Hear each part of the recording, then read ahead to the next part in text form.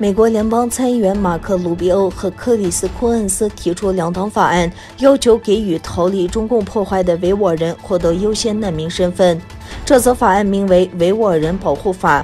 要求使东突厥散维吾尔人和其他突厥或穆斯林少数群体的成员更容易申请在美国定居。该法案还敦促美国的盟友采取类似措施。该法要求给予东突厥散的维吾尔人和其他穆斯林少数群体以优先级别为2级的难民地位。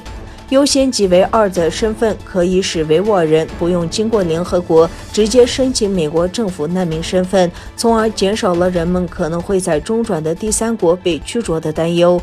美国必须继续公开反对中共在东突厥散的侵犯人权行为。我们还必须为维吾尔人和所有因宗教或民族身份而面临破坏的人提供保证和保护。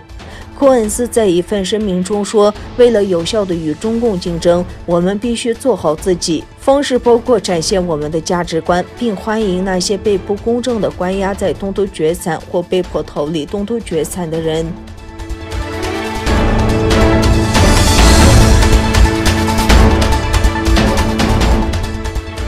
4月13日星期二，在伊斯坦布尔的一家酒店会议厅举行了谎言阴影下的种族灭绝新闻发布会。会议敦促世界公众不要对中国对维吾尔人的种族灭绝保持沉默。2021年4月2日，中国当局发行了名为《阴影中的战争》的纪录片，旨在证明中国在东突厥散的种族灭绝行为是正当的，并将东突厥散人描述为恐怖分子。会议否认了中国的指控和捏造。这次会议是由国际东突厥散非政府组织协会和东突厥散人权观察协会联合组织，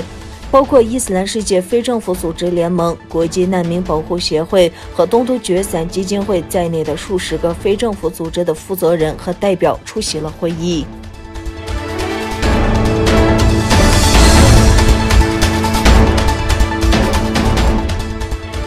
美国国家情报总监办公室周二发布的一份报告称，中国致力主导全球局势的努力是美国国家安全面临的主要威胁，而俄罗斯破坏美国影响力、宣称自己是重要国家的作为也对美国构成了挑战。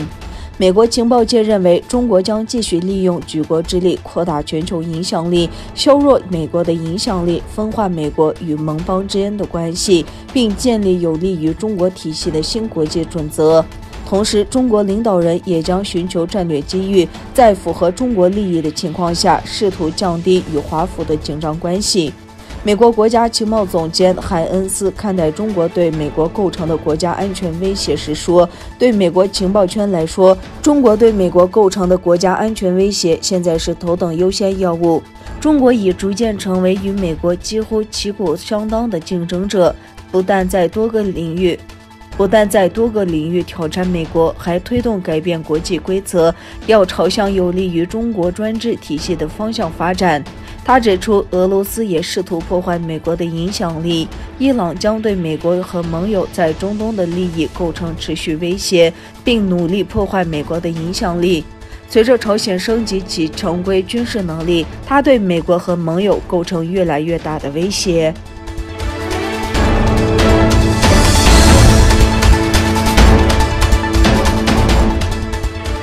继瑞典停播后，诺维特里亚公司也在受到电视认罪受害者的投诉后，立即中断了对中国环球电视 CGTN 的转播。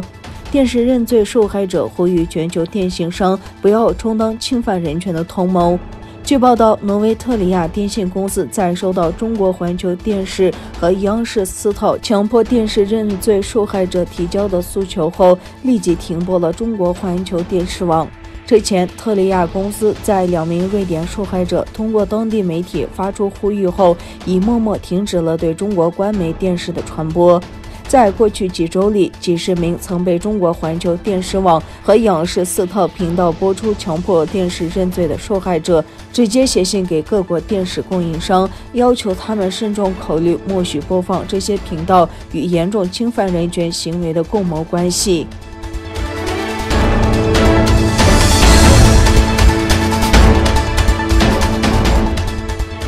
英国外交大臣多米尼克·拉布说，他们将支持在阿富汗服役的英国士兵的定期离境。拉布在推特账户上的帖子中说，英国支持北约撤军，以支持一个更和平的未来的稳定阿富汗。他指出，他们将支持英军在阿富汗的定期撤离。英国国防部长本·欧利斯在书面声明中指出，阿富汗人民应有一个和平与稳定的未来。